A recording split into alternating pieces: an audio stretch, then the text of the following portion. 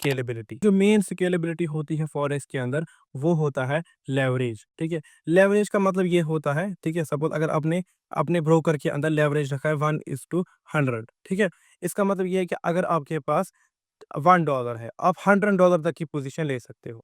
अगर आपके पास $10 है, आप जो है $1000 तक की पोजीशन ले सकते हो। इसको हम लोग कहते हैं लेवरेज। इसका ये फ़ायदा है, एक तो हो गया कि अगर आप रैंडमली कोई भी पोजीशन, बड़ी पोजीशन ले रहे हो, सपोज़ आपका जो है अकाउंट में $10 है, आप ट्रेड ले रहे हो सपोज़ $1000 का, ठीक है? लेवरेज 100, 1000 भी हो सकती है, 2000 भी हो सकती है, अनलिमिटेड भी दे देते हैं ब्रोकर्स।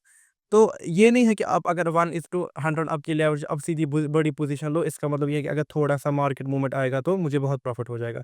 लेकिन आपको ये भी याद रखना है कि अगर आपने 1:100 का लेवरेज यूज़ करके $1000 की पोजीशन ले भी ली, अगर आपको प्रॉफ़िट $1000 के हिसाब से होगा, तो लॉस भी $1000 के हिसाब से ही होगा। इसका मतलब ये है कि जो ही मार्केट हल्की-सी नीचे गिरेगी, क्योंकि आपके अकाउंट में खाली 10 ही डॉलर है, जैसे ही -10 होगा, जो कि $1000 की पोजीशन में हल्की-सी मूवमेंट में हो जाएगा, आपका अकाउंट हो जाएगा ब्रीच।